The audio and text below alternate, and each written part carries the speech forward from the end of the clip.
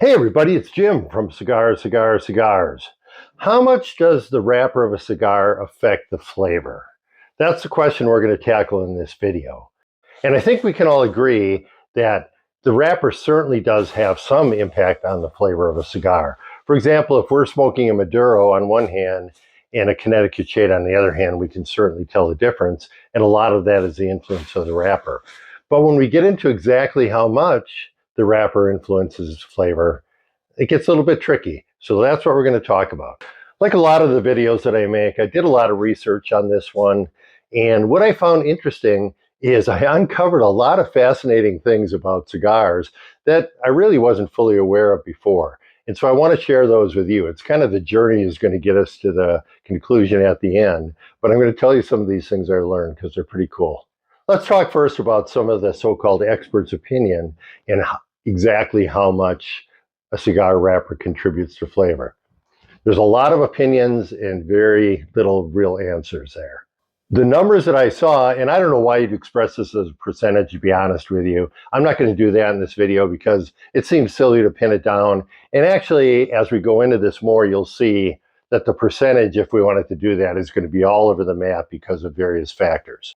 So we're not going to do that, but I will tell you that the experts came up with any number from 30% on up to 90%.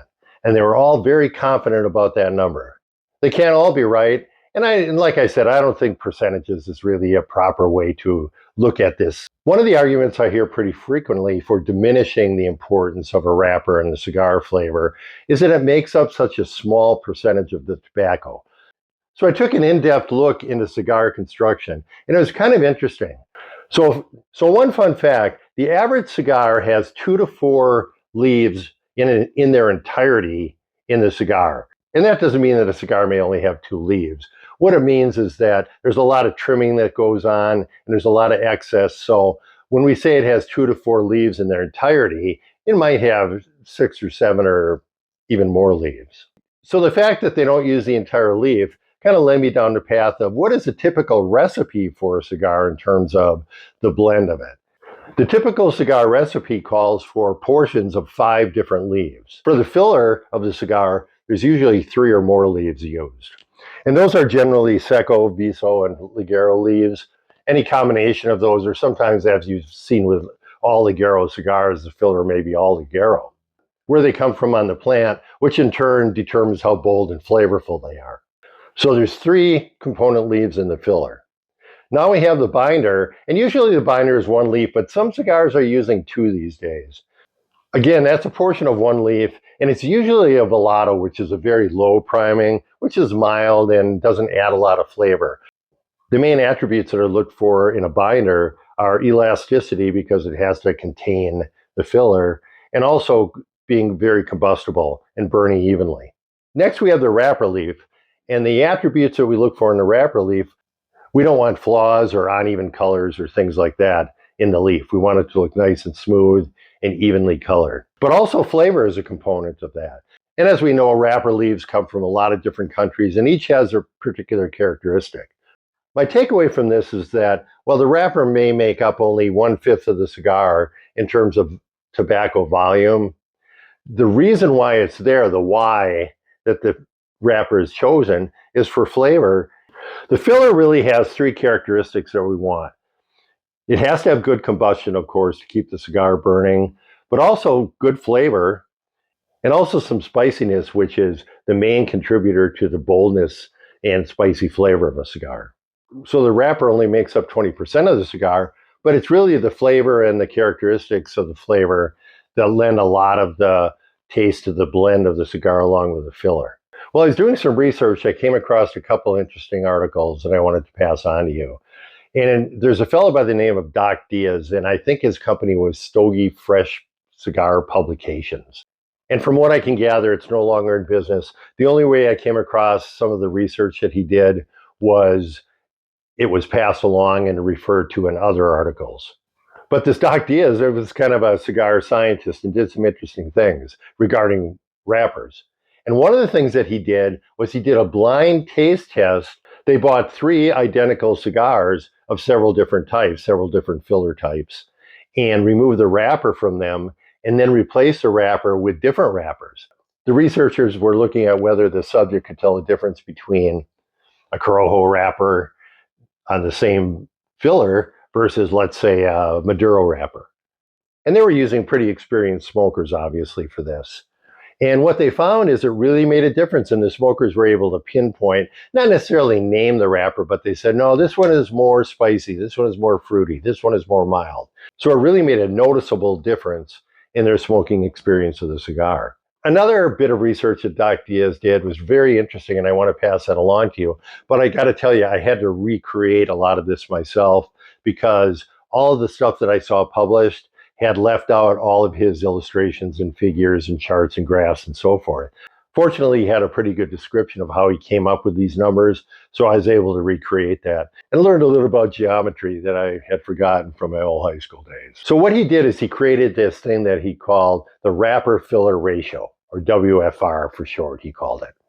And what it is the ratio between the surface area of the wrapper. So if we're doing this in geometry, it was the cylinder, the area of the cylinder surface. And then he divided that by the volume of the filler, the volume of the cylinder. I don't want to get too deep into math because frankly, I don't understand all of it myself. But the bottom line is we're using two completely different and unrelated units there. We're using surface area and volume, which when you put them together results in a completely meaningless number, okay? But we can assign some meaning to it, and here's how he did it. What he referred to as a baseline cigar. And he used a Toro cigar for that. So 6 inches by 50 gauge is what he used. So that was his reference cigar, his baseline. And it happened that this number, which I said really is kind of meaningless in its own right for a Toro, this ratio of surface area of the wrapper to the filler was 2.89. And he used that as his basis. So I got a chart here that I'm showing, and what you can see and what the purpose of this is because it's not really telling us anything other than, and this is important, the basis of comparison between different size cigars and how much the wrapper contributes to the flavor. And that's a cool thing. So what he did is he came up with this 2.89 for a Toro. And then he took different sizes. And when I recreated that, I used Corona, Robusto, Toro, Gordo, and Lancero. And I assumed a certain ring gauge and length, which is typical of those vitolas. So the length of the cigar really has no impact at all in terms of the influence of the wrapper versus the filler in creating flavor. The big factor here, as you can see from the chart, is ring gauge. If we compare our baseline Robusto and Toro to a Gordo, we're looking at the wrapper on the Gordo having 16% less surface area versus volume than the filler. So that means it contributes less to flavor. Can we say 16%? Probably not. But that's a pretty big number. So it should be noticeable. Then we look at a Corona, and the Corona we assume is a 44 ring gauge. And you can see the impact that that has on the influence of the wrapper. So these differences can be noticeable in terms of taste. So what this does again is gives us a basis of comparison for different sizes and shapes of cigars in terms of the influence of the wrapper. Okay, man, I took you guys on a wild ride, and I hope you enjoyed it and got something out of it, but we covered a lot of ground there. But I'm going to draw some conclusions here, and you are certainly welcome to draw your own, but I'd like to hear them in the comments. Let me know what you think about this stuff and whether the wrapper really is important, not important, whatever you think. I want to hear about that. With that in mind, here are my conclusions. I think the wrapper has a very significant influence on the flavor of a cigar. And I came up with an analogy. I think the wrapper is kind of like the frosting on the cake. Well, it isn't the most important thing by volume. It really contributes a lot to the overall enjoyment and flavor of the cake. And it's important to understand, too, that we have to keep in mind the wrapper as it pertains to the filler and the binder, the other components of the cigar. Just like if we were making a carrot cake and we put chocolate frosting on it, that wouldn't make any sense. So that's what blenders do. They try to come up with the best combination of wrapper, binder, and filler that's going to maximize your enjoyment and flavor of that cigar. The other conclusion that I'm drawing is that broad differences are easy to spot. For an experienced smoker, telling the difference between, let's say, a Corojo and Indonesian wrapper. They can do that with no problem. But within, let's say, the Corojo family, there's not a lot of deviation. And I think it really takes a lot of, I really think it takes a really good palate to be able to discern between this Corojo wrapper and that Corojo wrapper. And the last conclusion from that final exercise that we did is that the vitola really makes a big difference in how much the wrapper contributes.